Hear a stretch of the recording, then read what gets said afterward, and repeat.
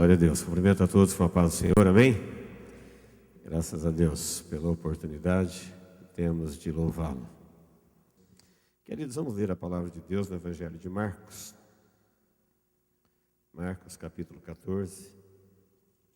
Evangelho de Marcos, capítulo de número 14, versículo 53. Diz assim: E levaram Jesus ao sumo sacerdote, e reuniram-se todos os principais sacerdotes, os anciãos e os escribas. Pedro seguiram de longe até o interior do pátio do sumo sacerdote, e estava sentado entre os serventuários, aquentando-se ao fogo. E os principais sacerdotes e todo o sinédrio procuravam algum testemunho contra Jesus para o condenar à morte, e não achavam, pois muitos testemunhavam falsamente contra Jesus, mas os depoimentos não eram coerentes. E levantando-se alguns, testificavam falsamente, dizendo: Nós o ouvimos declarar: Eu destruirei este santuário, edificado por mãos humanas, e em 3 dias construirei outro, não por mãos humanas. Nem assim o testemunho deles era coerente. Levantando-se o sumo sacerdote, no meio, perguntou a Jesus: Nada respondes aos que estes depõem contra ti? Ele, porém, guardou silêncio e nada respondeu. Tornou a interrogá-lo o sumo sacerdote e lhe disse: És tu o Cristo, o Filho do Deus bendito? Jesus respondeu: Eu sou. E vereis o Filho do Homem assentado à direita do Todo-Poderoso e vindo com as nuvens do céu. Então o sumo sacerdote rasgou as suas vestes e disse: Que mais necessidade temos de testemunhas? Ouvistes a blasfêmia? Que vos parece? E todos o julgaram réu de morte. Puseram-se alguns a cuspir nele, a cobrir-lhe o rosto e dar-lhe murros, e a dizer-lhe: profetiza, e os guardas o tomaram a bofetadas. Amém. Até o versículo 65. O assunto que eu quero usar o capítulo 14 todo de Marcos para nossa meditação é para percebermos a diferença de uma revelação do Espírito e uma enganação religiosa. Não sei se você já pensou se é capaz de logo perceber o que é uma ação do Espírito Santo ou o que é uma ação de um espírito enganador. Dos espíritos que operam na terra, tem o Espírito Santo que trabalha para Deus, por Jesus, pelo Evangelho, pela verdade, em favor da humanidade. E os demais espíritos, aqueles que não estão com Jesus, são espíritos chamados na Bíblia de imundos, enganadores, fraudulentos, a serviço de Satanás. Mas esses espíritos são poderosos, são espertos. Eles atuam segundo a eficácia de Satanás. E não sei se todos poderiam, num primeiro momento, dizer assim: eu consigo identificar uma revelação do Espírito Santo ou uma enganação religiosa. Todos nós sabemos, de cor, que Jesus deixou claro para nós que Ele iria para o céu, voltaria para nos buscar, e nesse tempo, entre a sua ida e a sua volta, o Espírito Santo se encarregaria de nos conduzir na verdade. Falaria conosco, nos ensinaria, nos revelaria e nos guardaria do engano. Isso é uma promessa de Jesus que nós cremos e temos experimentado na nossa vida de convertidos. Quem pode dizer amém? É verdade. O mesmo Jesus que falou do testemunho do Espírito Santo operando em nós para nos ajudar na verdade, também nos alertou para tomarmos cuidado, cautela, prudência, vigilância, porque haveria uma atuação muito grande de espíritos enganadores. Numa cultura diabólica, demônios e homens, juntamente com homens, eles produziriam tudo aquilo que é enganoso, que parece que é, mas não é. E haveria tudo que existe de verdadeiro haveria no mundo de falso, começando de Deus. Deus verdadeiro, deuses falsos. Jesus verdadeiros, cristos falsos, anticristos. E espíritos também. Igrejas também. Religiosos também. Líderes também. Mestres também. Tudo. De tudo que existe de verdadeiro de Deus, existe o paralelo e existe o falso. E para nós não citarmos muitos textos, eu queria só usar o capítulo 14, que nós lemos o finalzinho dele aqui, a partir do versículo 53. Então, os textos que eu vou estar citando, você não precisa nem ler, se você quiser conferir na sua casa, é o mesmo capítulo 14. No início do capítulo, versículo 1 e 2, fala que faltava 2 dias para a Páscoa e que os principais sacerdotes e escribas procuravam como que eles iriam matar Jesus. Era um plano para tirar a vida de Jesus. E versículo 2 diz que eles diziam assim: olha, nós não podemos fazer isso durante a Páscoa, porque a gente vai alarmar o povo. O povo que pratica a religião não pode perceber que nós vamos matar Jesus. Eles têm que continuar firmes nas festas, nas Páscoas, e vamos só matar Jesus, a religião vai continuar. Jesus estava atrapalhando o negócio deles. A religião já tinha virado um negócio, eles eram religiosos e eles eram os principais sacerdotes. Teríamos que parar aqui para pensar, se fosse alguém, um sacerdote hindu, ou espírita, ou romano, tudo bem.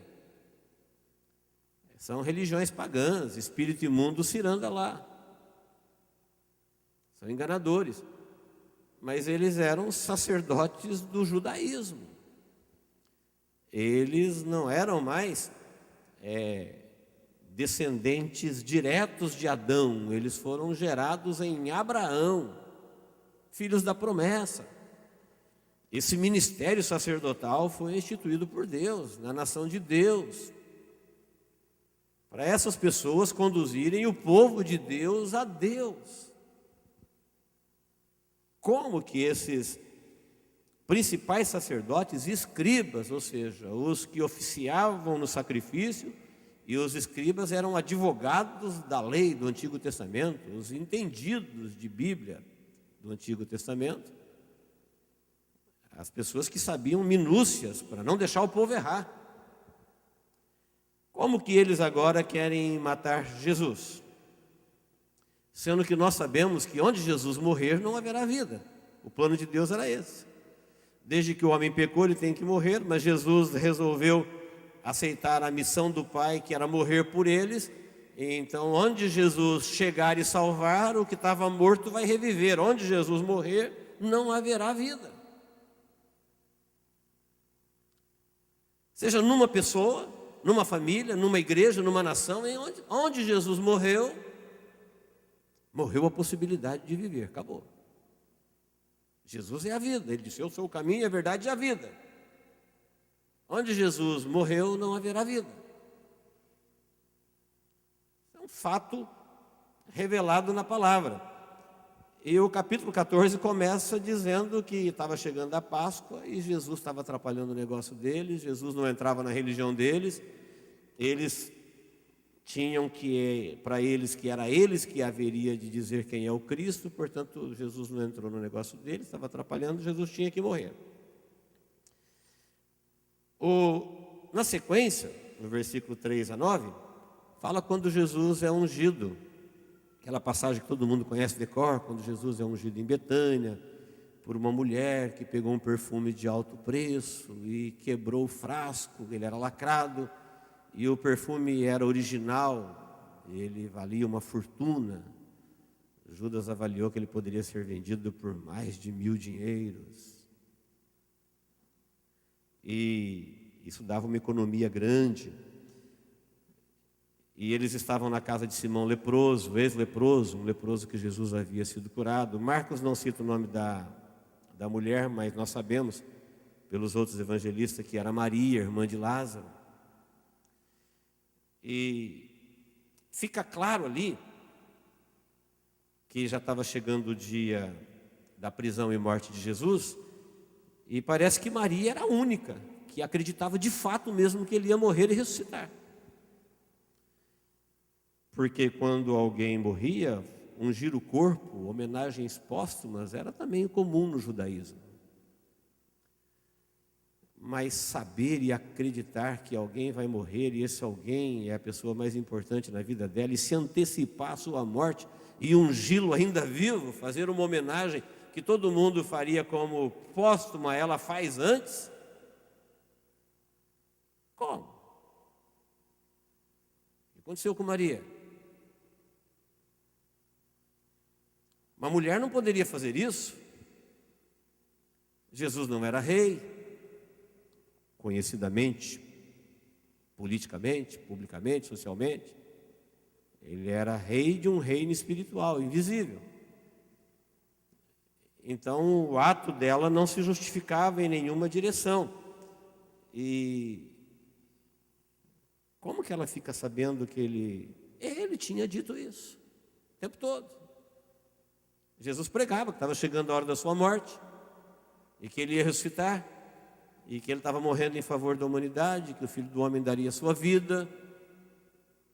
Mas o Espírito Santo de Deus falou com Maria. O Espírito Santo de Deus falou com Maria, e ela creu que realmente ele ia morrer e que ele ia ressuscitar, e isso para ela era tão certo que ela ungiu. Tanto é que as mulheres que foram no domingo de manhã para ungir encontraram o anjo, mulheres devotas, foram domingo de manhã para ungir e encontraram o anjo com a pedra removida da porta do sepulcro, dizendo: quem vocês estão buscando? Ele não está mais aqui não, já ressuscitou. Então perceba que há uma ação do Espírito Santo guiando alguns. O Espírito Santo disse para ela: se você tem alguma coisa para fazer por ele, é a tua chance, é a tua oportunidade. Nós vamos ver na sequência,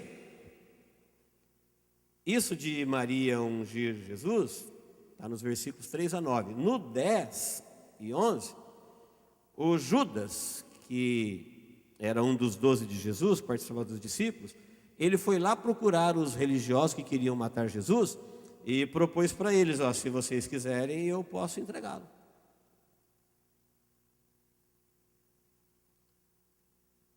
Um dos 12, ouvindo Jesus o tempo todo, alguém que tinha recebido o Espírito Santo. Absurdo, pastor. Jesus chamou os 12, soprou sobre eles o Espírito Santo e disse: recebei o Espírito Santo. Quando mandou 70, mandou na autoridade e na unção do Espírito Santo, e os 12 estavam juntos. Todas as missões. O que aconteceu com Judas, diferente do que aconteceu com Maria, que não era um dos 12. Era só uma mulher interessadíssima em ouvir Jesus. Ela se assentava aos pés do Mestre, ela tinha paladar pela palavra, ela gostava de aprender de Jesus. Você observa que os espíritos imundos, ou ação demoníaca, ela tinha se infiltrado na religião. Os principais religiosos queriam matar Jesus. Eles deveriam estar conduzindo o povo a Jesus. Mas longe disso, eles não somente estavam influenciados e comprados por espíritos enganadores, como eles também conduziam todos que aqueles procuravam Jesus ouvindo eles, eram levados para longe de Jesus. E eu estou falando do judaísmo, não estou falando do espiritismo, do romanismo, do hinduísmo. Judaísmo. Mas veja como o Espírito Santo encontra lugar no coração de Maria e diz: olha, o tempo de Deus na vida de cada um, ele passa. Quem está me entendendo, diga amém. O tempo de Deus na vida de cada um vai passando. Ninguém sabe quando vai ter uma outra oportunidade. Aquele cego que gritava quando Jesus passou por Jericó: filho de Davi, tem misericórdia de mim. O pessoal falou: cala a boca, está incomodando o mestre. E ele gritava mais alto ainda. Hoje nós sabemos que Jesus nunca mais voltou em Jericó. O Zaqueu que subiu na árvore, que absurdo subir na árvore, podia encontrar um outro dia. Não, Jesus nunca mais voltou em Jericó.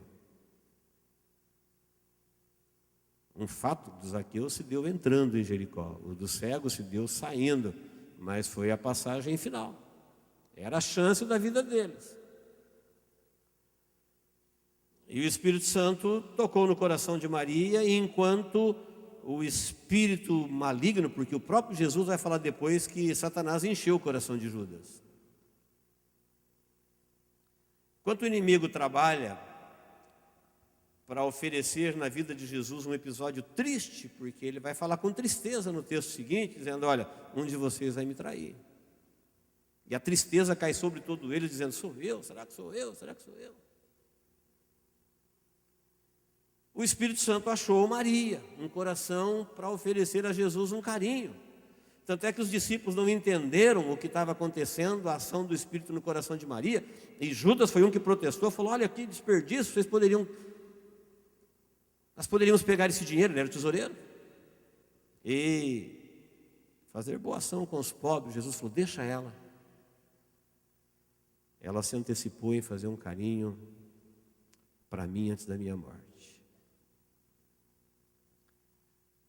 Era como se ele estivesse dizendo: o diabo já achou o coração de Judas. O diabo já entrou no coração dos sacerdotes, dos escribas, já preparou muita gente para me maltratar, para me ferir. E o Espírito Santo achou Maria. Deixa ela. Os pobres vocês vão sempre ter com vocês. Pobre é uma produção humana.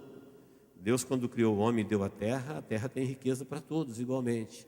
A administração humana é que produz injustiça, desigualdade, mas a terra tem para todos. E Deus é o Deus de todos, Ele é o Pai nosso, Ele não é o Pai meu. Ele é o Pai nosso que estás nos céus, é sempre nosso, é o nosso pastor. Então, pacto da traição que acontece quando Judas vai lá e oferece de mão beijada, ele que foi oferecer, ele ofereceu para os religiosos: se vocês quiserem, eu entrego ele para vocês, eu falo onde ele está, e vamos combinar uma senha aqui, um beijo da identificação, um código, porque os guardas não iam nem saber quem era Jesus. Jesus era tão igual aos 12 que era perigoso eles levar um enganado. Não, eu identifico ele para vocês. Um plano diabólico.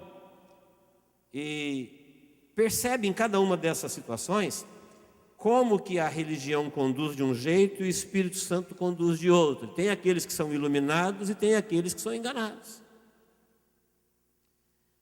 Porque eles simplesmente seguem uma religião, não estão atentos a promessa de Jesus desde a sua vinda, morte e ressurreição, que Ele enviaria o Espírito Santo para estar conosco. O Espírito Santo nos ensinaria, o Espírito Santo nos conduziria, o Espírito Santo nos revelaria. E que é um dever de cada cristão que tem o Espírito Santo na sua vida ser iluminado, esclarecido, revelado por Ele. Você não pode comer o pão da preguiça, ou confiar nas religiões, nas instituições, e dizer: não, eles dizem, então é. Não, Jesus disse que o relacionamento com eles seria individual, cada um. Os nomes escritos no livro da vida é um a um, cada pecador que se arrepende tem uma festa no céu. Quem passa pelo processo da experiência de renunciar aos seus próprios pecados e confessar Jesus, que o Espírito Santo passa a habitar nele, ele é uma testemunha, e para ser testemunha tem que ter experiência, senão é falsa. Não é uma testemunha de dizer o que alguém disse, é uma testemunha de dizer o que ele experimentou. E muita gente às vezes confunde o cristianismo como uma religião e não como um modo de viver no reino. E como nós vivemos num tempo em que ser religioso já é algo tão bom, porque vivemos num mundo que nem religioso pessoas não querem ser, às vezes quando frequentamos uma religião achamos que isso basta, que a gente não corre mais risco, não temos mais nada que fazer. Só o capítulo 14 vai mostrar que os discípulos, eles eram conduzidos pelo Espírito, enquanto que o espírito de engano conduzia os religiosos. No versículo 12 do capítulo 14, os discípulos vão preparar a Páscoa. E a Páscoa dos sacerdotes, ele era diferente da Páscoa dos discípulos. Enquanto que os sacerdotes estavam preparando a Páscoa, que matava o cordeiro, lá no templo, com muita pompa, com muito luxo, com muitos recursos, com muitos ornamentos, com muita cerimônia, mas essencialmente comprometidos com espíritos enganadores, que escravizavam o povo, que roubavam o povo, que levava o povo para longe de Deus.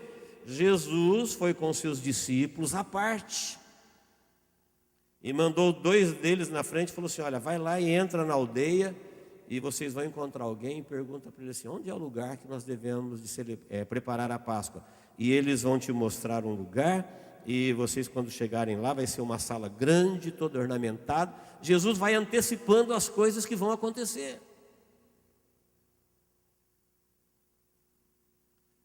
E o texto termina de 14, 12 ao 16, dizendo que eles foram e acharam o homem, e acharam o local, e tudo bateu do jeitinho que estava escrito. Isso eu estou seguindo a pena de Marcos. Se eu pegar dos outros, nós vamos ver Jesus falando: vocês vão chegar em tal lugar, vai encontrar um jumentinho, vocês vão desamarrar, vai trazer para mim, e a hora que vocês fizerem isso, o dono vai aparecer, vocês vão falar para o dono, e tudo ia acontecendo. Um evangelho vivo, revelado, dia a dia. Isso seria a história da igreja, experiências pessoais no dia a dia. Não é algo que ficou lá na história, morto, enlatado. A religião foi se modernizando, tornando-se em milhares de opções. Quantas são as pessoas, tantos são os deuses criados para satisfazer o gosto de cada um. Também as religiões. Mas Deus continuou com o Espírito Santo, guiando o seu povo, do mesmo jeito que sempre guiou, desde o início, lá do Antigo Testamento.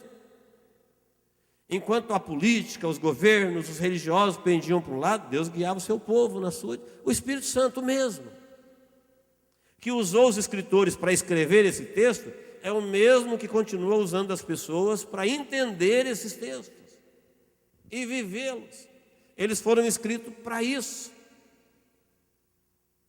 para ser luz para os nossos pés, lâmpada, revelação de Deus, para que não sejamos enganados por espíritos enganadores que criam conceitos religiosos, levam o povo para longe de Deus. A Páscoa de Deus estava acontecendo? Estava. Onde? Lá com Jesus e os discípulos no cenáculo. Lá no sacerdote, lá no templo de Deus, criado com a planta que foi dada a Moisés e reedificado depois do cativeiro, consagrado ao Senhor, nação de Deus, povo de Deus, templo de Deus, culto a Deus, só não tinha Deus lá. João Batista, quando apareceu pregando voz do que clama no deserto, voz do que clama, não voz que clama, o que clamava no deserto era Deus. Colocaram Deus para fora da sua casa. Como que eles fizeram isso? Foram se distanciando do Espírito Santo, por interesses, por não darem ouvido à verdade, por não permitir, ou entender, ou crer que o Espírito Santo estaria conduzindo. É preciso fazer o que ele fala. É preciso obedecer a sua voz. Porque se você resistir à voz do Espírito Santo, não vai faltar Espírito querendo falar para você. Paulo chegou a dizer assim, olha, são muitas vozes que falam no mundo, e todas elas têm sentido, você tem que saber o que elas estão dizendo. O fato de ter muitas não quer dizer que o Espírito Santo não está falando, mas que muitas vezes as pessoas, elas se deixam levar. Então a Páscoa de Jesus foi com os discípulos, à parte, tudo conforme ele havia dito. Lá na Páscoa, que a hora que ele foi celebrar, ele chamou de ceia, deixando claro que a Páscoa dos judeus terminava ali, que a partir dali seria a ceia, a Santa Ceia que ele estava instituindo. Ele indicou o traidor. Falou, onde vocês vai me trair? Não tinha só os 12, já tinha muita gente. E Jesus deu uma dica mais íntima, falou, é um dos 12. Aí o assombro foi maior.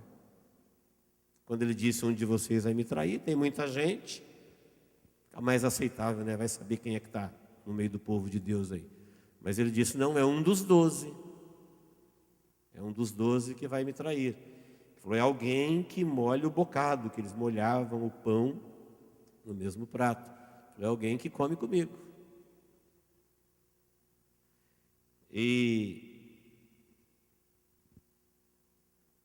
depois de dizer que é um dos 12 que come comigo, ele falou assim, mas o Cristo vai segundo o que está escrito. Não tem nada aqui acontecendo fora do plano de Deus.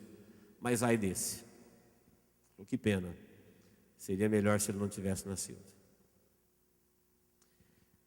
Judas aqui representa um grupo de pessoas que passaram pela humanidade, que chegaram tão perto de Jesus, conviveram com ele, ouviram ele, mas não acreditou nele e trocou ele por uma outra coisa qualquer.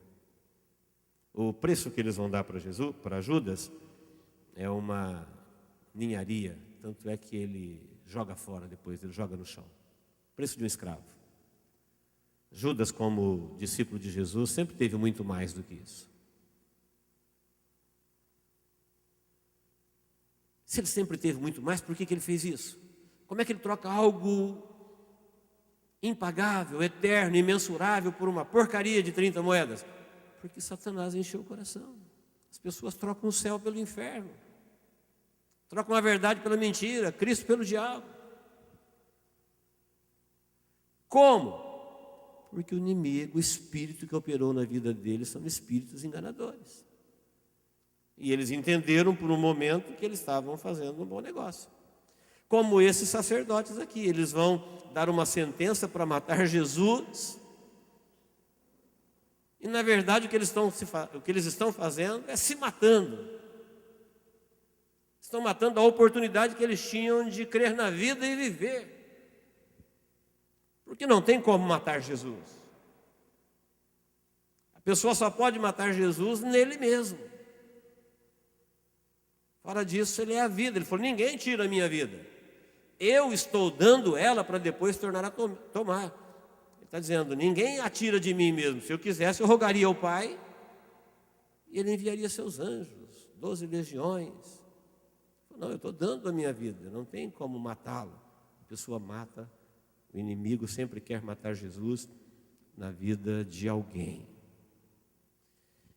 E como as pessoas não vão querer nunca trocar Jesus pelo inimigo, o inimigo usa dessa artimanha, ele se aproxima, dando a pessoas orientações enganadoras, caminhos enganadores, negócios perturbadores,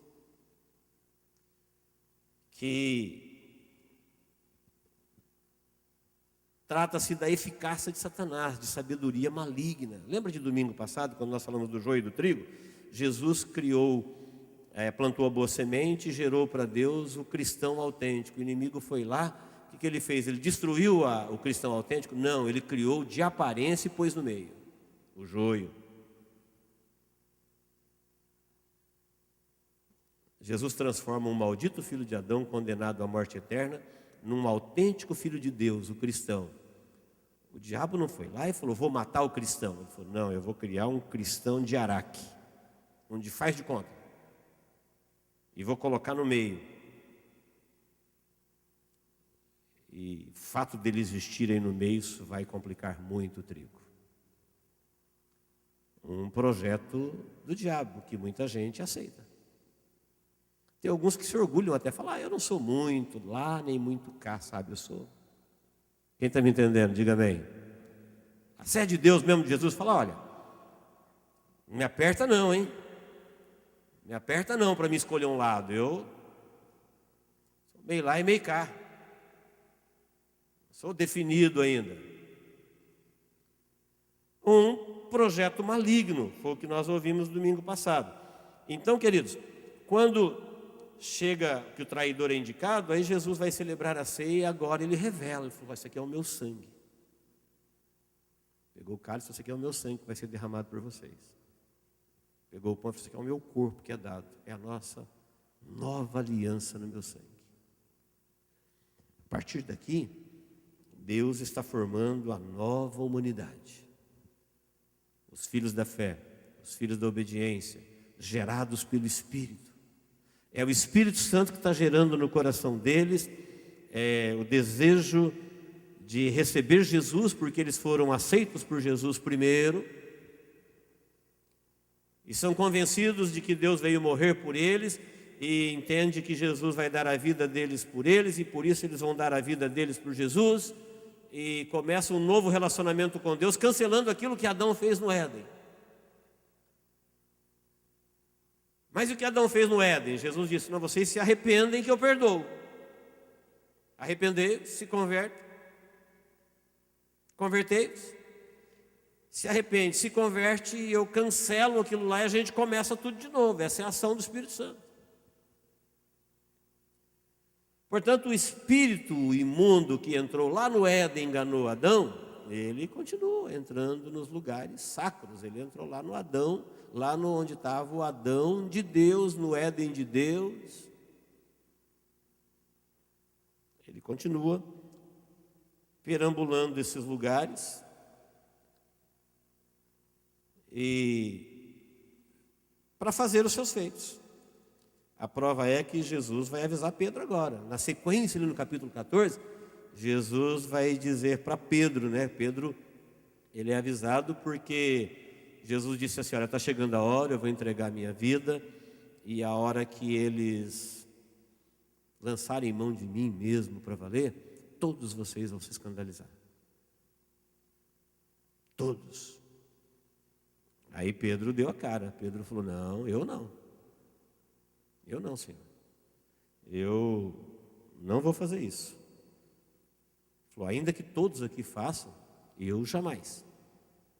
E acrescento ainda, se for preciso entrar em luta, eu morro por ti. E aí Jesus falou para Pedro assim, você vai me negar 3 vezes antes do galo cantar 2. O galo vai cantar 2 vezes, você vai me negar 3.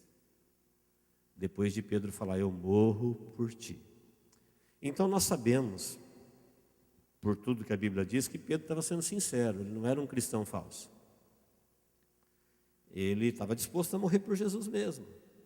Só que ele não conhecia a si mesmo. Ele era muito confiante nele.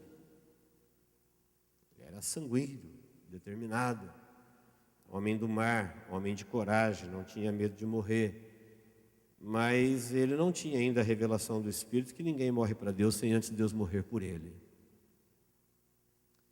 Ninguém faz nada na direção de Deus antes de reconhecer aquilo que Deus fez por você primeiro. Quem tenta fazer isso, se engana. Porque qualquer coisa que o homem caído fizer por Deus, ele não pode esquecer que antes dele aceitar o que Deus fez por ele, ele é um maldito condenado à morte eterna. Essa é a situação de todo homem, todo descendente de Adão. Deus disse, maldita é a terra por tua causa, maldita é a tua descendência. Então, antes dela aceitar o que Deus fez por ela primeiro, o que ela fizer para Deus, isso não tem nenhum valor, ainda que ela dê o seu corpo para ser queimado. Quem me entendeu, diga amém. Tem gente muito contente com aquilo que ele faz para Deus, mas não consegue aceitar o que Deus fez por ele. Tempo perdido. Tempo perdido. Isso não é o Evangelho. Jesus disse para ele que ele precisava tomar cuidado e não confiar tanto nele. Ele tinha que primeiro aceitar que ele foi aceito.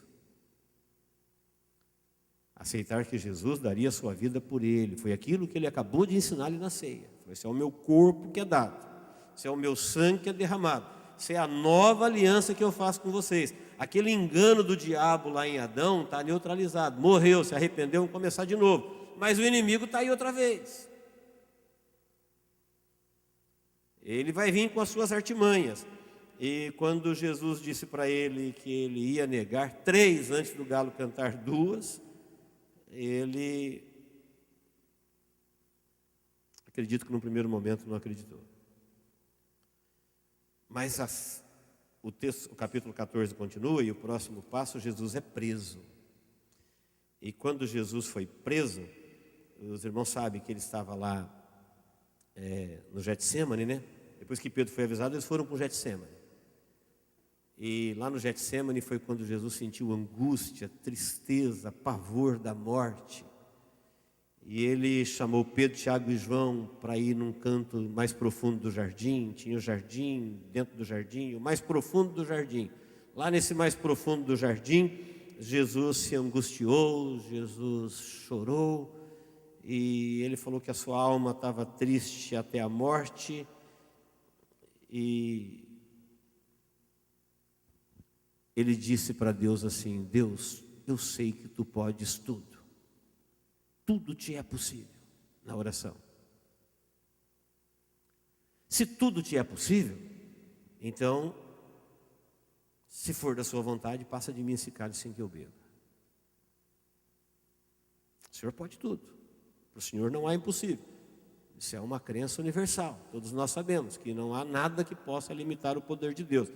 E o Filho de Deus ali, que é Deus humanizado, diz: Senhor, tudo te é possível. Se tudo te é possível, então passa de mim este cálice sem que eu beba. Contudo, seja feita a sua vontade. Aí Jesus foi lá, orou uma vez, orou 2, orou 3, todas as 3 eles estavam dormindo. Na terceira, ele disse assim: levantai-vos, basta, vamos, o Filho do Homem será entregue. Mas Deus não respondeu nem sim nem não. Ele já entendeu. Quem está me entendendo, diga amém. 3 vezes, e Deus não respondeu nada. Falou: eu sei que o Senhor pode. Se o Senhor quiser, então, passa de mim este cálice. 1, 2, na terceira ele falou: vamos, o Filho do Homem vai ser entregue. Deus já respondeu: não tem como. Eu vou beber o cálice. Não tem substituto para Jesus. E porque não tem substituto para Jesus, então ele vai morrer. Isso foi no Getsêmani.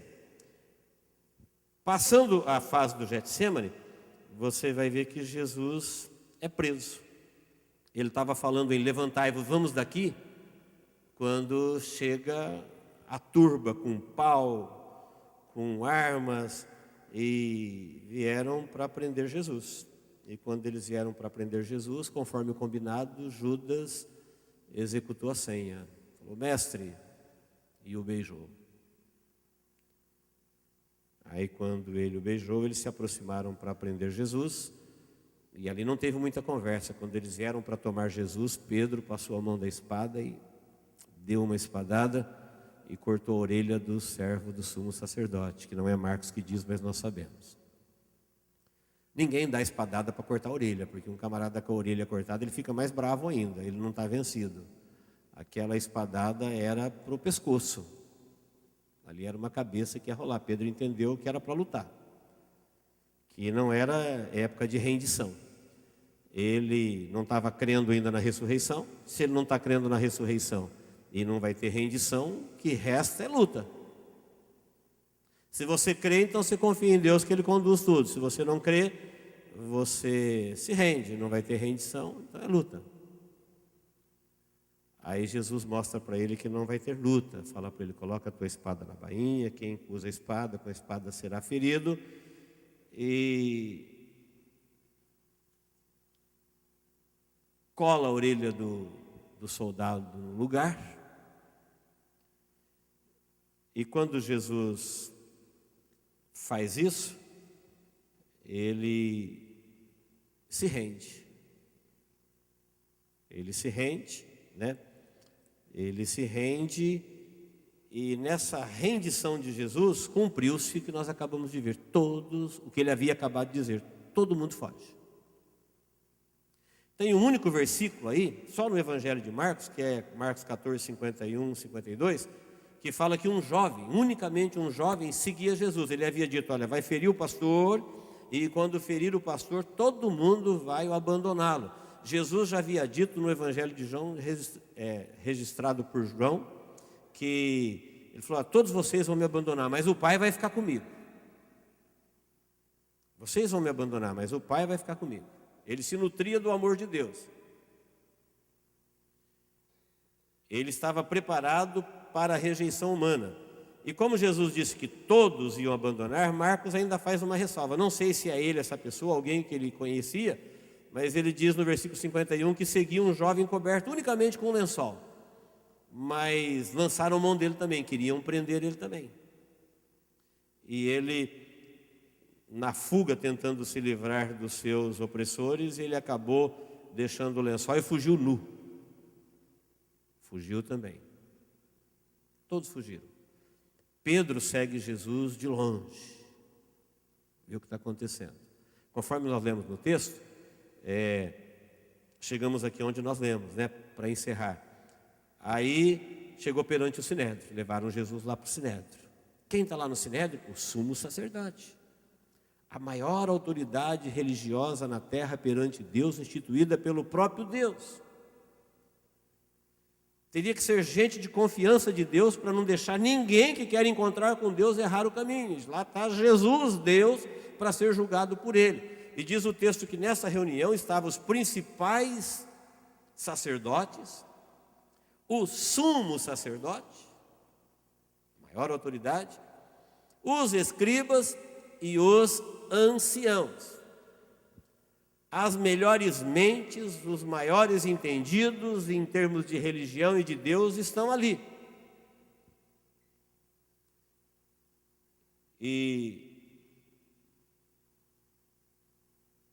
Jesus foi colocado diante deles. E aí procuraram testemunhas, Marcos dá um depoimento que apareceu testemunhas, mas não deixava os sacerdotes seguros para matá-lo. Tem o povo da religião. Precisa dar uma versão para eles. Apareceu gente lá dizendo, olha, eu ouvi ele dizendo que ele ia destruir esse templo. Imagina destruir aquele templo, era um negócio deles. Ele falou que ele destruiu esse templo porque esse templo foi construído por mãos humanas e que em 3 dias ele ia reconstruir um outro que não é por mãos humanas, mas, diz Marcos, isso não havia muita coerência. Jesus havia dito isso mesmo. Jesus havia dito para aquela turba que veio com Judas, com pau, quando Pedro pegou a espada, falou, olha, eu ensinava todos os dias no templo. Nunca vocês me viram com um exército treinado, armado. Por que as armas? Por que os paus? Vieram procurar um malfeitor? Vocês não me prenderam antes? É porque agora chegou a hora. Jesus vai revelando para os seus, olha, agora chegou a hora que eles vão prender o pastor e vocês vão me abandonar. Marcos registra que todo mundo abandona, existe uma única exceção de alguém que quer segui-lo, mas quando eles se arremetem contra ele, ele foge largando as roupas para trás e some, foge, escapa no meio da noite, nu. Não sei se Marcos está dando o seu próprio depoimento de alguém que ele viu tão de perto. Mas o fato é que Pedro seguia de longe. E o que está acontecendo lá dentro, do pátio do sumo sacerdote? Eles perguntaram para Jesus assim, você está sabendo do que as pessoas aí estão te acusando? O que você tem a dizer a respeito? E Jesus ficou quieto. Aí, o sumo sacerdote, a maior autoridade de Deus, que teria que ser de Deus, diz assim: és tu o Cristo? Para um judeu falar isso, o Cristo, ele estaria dizendo assim: olha, é você, o Deus verdadeiro, Criador de todas as coisas, que se humanizou e veio até nós? É você? Eles estavam esperando isso. O Cristo é o Deus homem, que se fez homem para salvar a humanidade, e eles estavam na responsabilidade de falar: nós vamos julgá-lo com o nosso conhecimento, com a nossa religião, com os nossos critérios. Nós é que vamos dizer para o mundo quem é Ele. Eles chamaram para si essa responsa. E agora eles perguntam para Jesus: é você, o Cristo, o Filho do Deus bendito, o Deus único, o Criador? Sabe o que Jesus responde? Eu sou.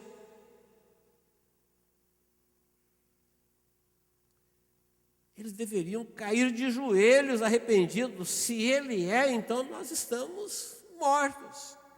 A gente quer matar. Ele nunca entrou na nossa religião, Ele nunca entrou nos nossos termos, na nossa doutrina. Ele faz tudo contra, Ele está atrapalhando a nossa vida. Nós estamos decididos a matá-lo. Essa reunião aqui é para matá-lo. A gente não quer ouvir outra coisa, nós só queremos testemunha de acusação. Eles estão conduzindo Jesus a uma resposta que eles querem ouvir. Ele falou: eu sou. E essa expressão em maiúsculo, eu sou, só Deus usou ela. Desde a época de Moisés. Quando Moisés perguntou para Deus assim: eu vou chegar lá, eu e o Arão, e vamos falar para Faraó: deixa o meu povo ir.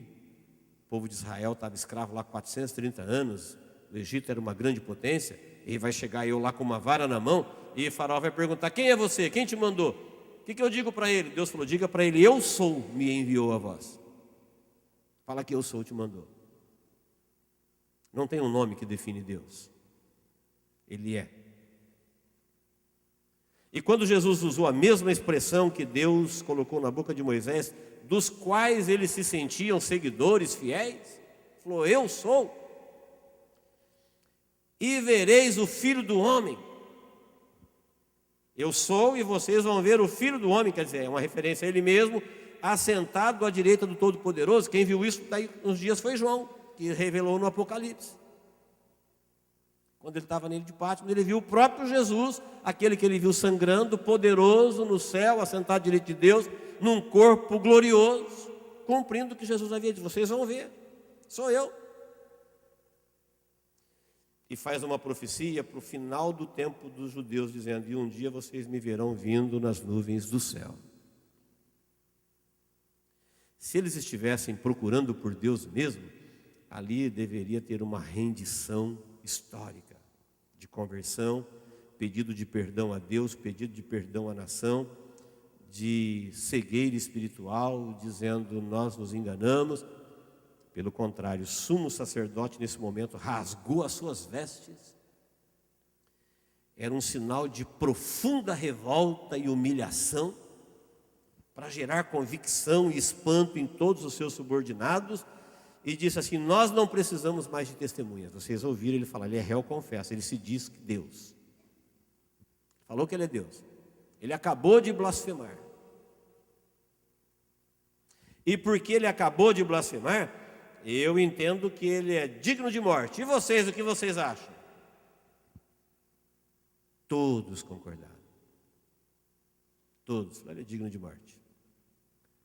Então todo mundo que era orientado por aquelas mentes religiosas entenderiam que eles estariam matando uma pessoa que tentou se passar por Deus, que ele não foi Deus nunca, que ele era um falso, que quase que ele conseguiu, que ele operou milagres maravilhosos, mas era pelo poder de Beelzebul.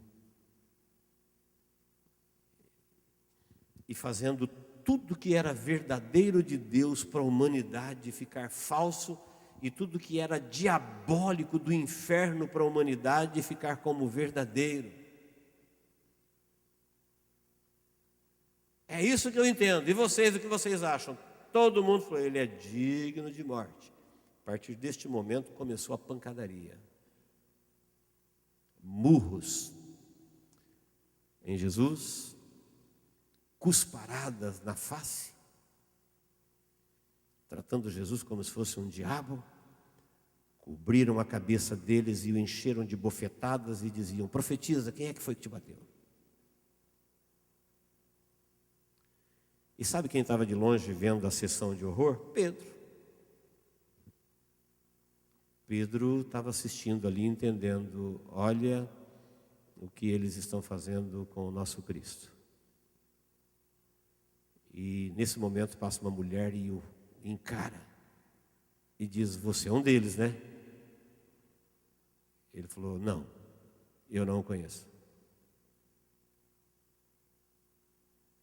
E a pancadaria continua. Acredito que os barulhos dos burros,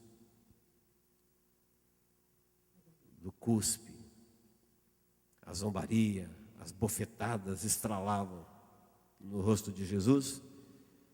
E daqui a pouco passa uma outra criada e diz, olha, você é um deles, o seu jeito de ser o denuncia. E Pedro agora protesta com mais violência. Já vos disse que eu não conheço esse homem. Quando o diabo mostrou a sua fúria, Pedro se encolheu, bravo Pedro. Falou, eu não conheço esse homem. E por último, já não era mais a criada, já eram as pessoas que ouviram as criadas falando. Falou assim, olha, você...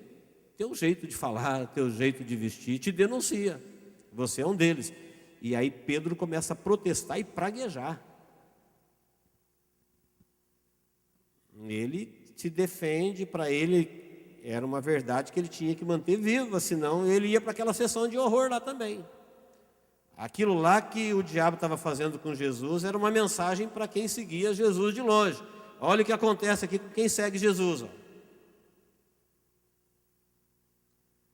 E Pedro entendeu aquilo e ele começou a praguejar quem queria dizer. Quando ele negou pela primeira vez, disse que o galo cantou. Na primeira negada que ele falou, não conheço esse homem, Marcos registra, e o galo cantou. E a hora que ele nega pela terceira vez, o galo canta pela segunda vez. E a hora que ele olha lá para o interior do pátio do sumo sacerdote, onde está acontecendo a sessão de horror, nesse momento Jesus vira e os seus olhares se cruzam.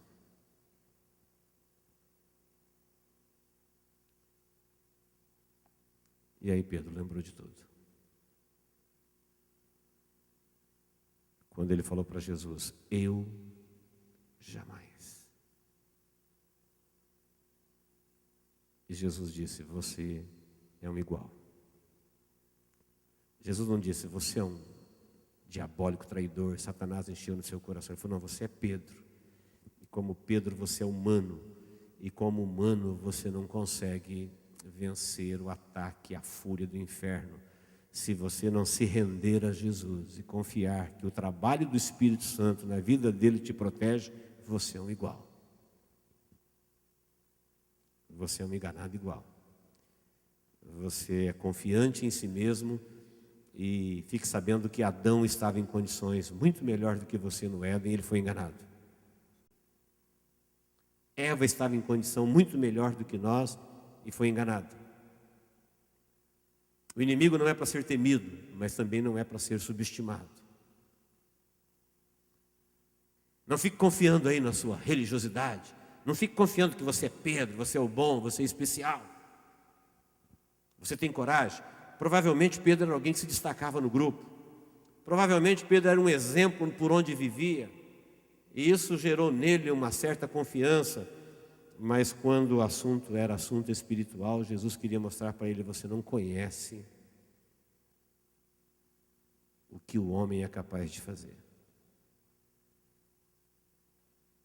Nós sabemos que depois disso Pedro foi chorar amargamente, ele desistiu de seguir a Jesus, ele foi pescar, e Jesus foi ao encontro dele lá na praia, e ele se arrependeu e se tornou um grande apóstolo, um homem muito usado por Deus. Eu quero finalizar aqui, fechando o nosso entendimento dessa mensagem nesta noite, que em cada texto, eu peguei só um capítulo, em cada texto você vai vendo Deus conduzindo o seu povo de um jeito e o inimigo conduzindo os religiosos de outro muito perto, muito parecido.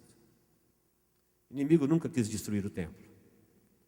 O inimigo nunca quis destruir as cerimônias. O inimigo nunca quis destruir o joio. O inimigo nunca quis enfrentar Deus de frente. Ele criou paralelos. Criou de aparência.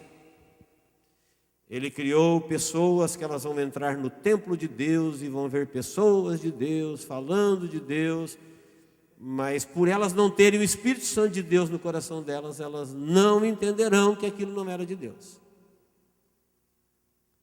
E aquelas pessoas que estavam usando o nome de Deus, o templo de Deus, o nome de Jesus, a autoridade de Jesus, eles estavam sendo usados pelo maligno para levar as pessoas para longe de Jesus, para longe da verdade. Levaram todos? Não, mas levou muita gente. É só você ver o que aconteceu com Israel no ano 70. É só você ver Jesus chorando pela nação e dizendo: olha, eu quis te salvar. Eu quis te salvar, você não quis. A sua casa vai ficar deserta. Havia uma ação maligna muito grande na vida dessa nação, levando eles a esquecerem exatamente o que Deus estava fazendo por eles.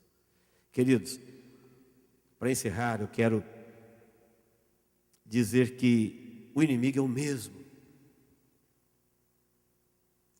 Olha o que foi feito com o nome de Jesus nos nossos dias. Olha o que foi feito com o nome de Deus nos nossos dias. Olha o que é feito em nome da religião com a Bíblia na mão em nossos dias. Olha a quantidade de pessoas inteligentes, pessoas brilhantes, segundo o conceito humano, mas que de Evangelho de Jesus, elas são míopes, elas são cegas, elas estão no escuro. Elas nunca vão aceitar que o Jesus Salvador do mundo inaugurou um reino, que Ele é dos céus, que Ele é riquíssimo, que Ele é eterno, mas que Ele entrou montado num jumentinho. Elas vão preferir o outro. Eles nunca vão aceitar que Jesus está com um grupelho ensinando a ceia, o sentido do sangue, o sentido do corpo, numa sala ao lado, quando tem um templo que é uma das maravilhas do mundo, que é o que todo mundo quer. Coisas para os olhos, coisas para agora. Um Deus de acordo com a sua medida, um Deus que respeita o seu potencial. Pedro queria um Deus que falava: não, eu sou Pedro, comigo é diferente. Se todo mundo é fraco, eu não sou. Eu sou bom. Ele desconhecia a sua própria fraqueza. Verdadeiramente desconhecia. Ele não era um falso, ele não era um fraco querendo dar uma de forte. Ele era forte. Ele era um camarada corajoso. Ele só não conhecia ele como Deus o conhecia. Desconhecia suas próprias limitações. Como tem muita gente hoje se relacionando com Deus, muito confiante. Deus diz uma coisa, ele diz: não, mas eu... Jesus disse: todos vocês vão fugir, e acabou. Ele está dizendo: todos vocês podem ser enganados. Se você se afastar da luz, se você se rebelar contra aquilo que Deus diz e dizer: não, comigo não, comigo vai ser diferente, eu posso... Isso é muito perigoso. Quando Jesus disse todos, é todos. Judas não era nenhum crápula. Ele era um dos 12 que andou com Jesus e que passou 3 anos desapercebido, cumprindo suas funções, mas em dado momento ele não gostou quando Jesus declinou de ser rei e aceitou morrer na cruz, Judas não concordou com isso. Ele estava gostando mais da parte inicial, quando ele disse que ele era rei e eles reinariam sobre 12 tronos, e eles não entenderam que isso era futuro, eles queriam para já. Quando Judas viu que Jesus declinou do reino do mundo, da sua glória, ele tentou levar alguma vantagem. E aí o inimigo achou no coração dele um coração aberto para encher a cabeça dele. Uma pessoa cheia de si, cheia de interesses nesse mundo, cheia de atrás de glórias, atrás de vaidades, um coração aberto para o inimigo encher. Jogou tudo que ele havia aprendido de Jesus fora e depois ele vai se arrepender, diferente de Maria, que entendeu que era a chance da vida dela de fazer algo grandioso para Deus e fez. Onde ela aprendeu aquilo? Não tem. Se procurar no Antigo Testamento, um único versículo que direcionasse Maria para isso, não tem. Aí Jesus revelou, não, Deus achou um coração sensível ao momento, um coração que fez a leitura do que está acontecendo para me oferecer um carinho.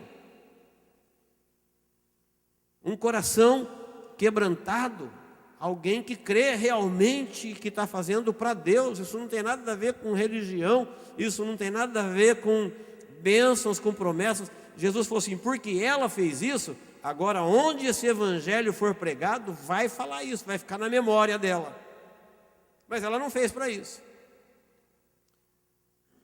Aí para a gente não pensar que, então era o perfume que era tão caro. Não, não era o perfume que era tão caro. O perfume era de alto valor, mas de valor imensurável foi o ato. De valor que colocaria aquela mulher na memória de todos que fossem pregar o evangelho, foi a sensibilidade dela de perceber o Espírito Santo falando para ela, é o momento seu, da tua vida.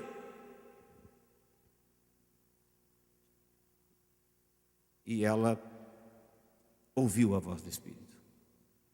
Amém, queridos? Nós não somos filhos da religião, todos nós temos o Espírito Santo.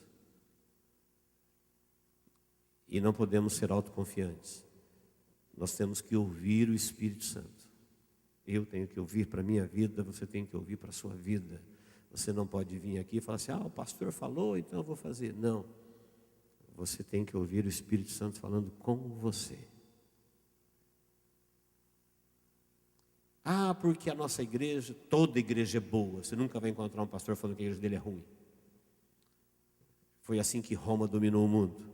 Foi assim que o espiritismo enganou milhares e engana milhares. É assim que o paganismo cresce, dizendo para as pessoas que não querem. Não, alguém tem que falar por eles, alguém tem que decidir por eles. E isso chegou também no cristianismo. Existe uma geração de cristãos que eles não querem pagar o preço de orar, de ler, de aprender, de cultuar. Eles querem alguém falando que ele está salvo. E apareceu gente para fazer isso aos milhares. Eles cobram, mas fazem.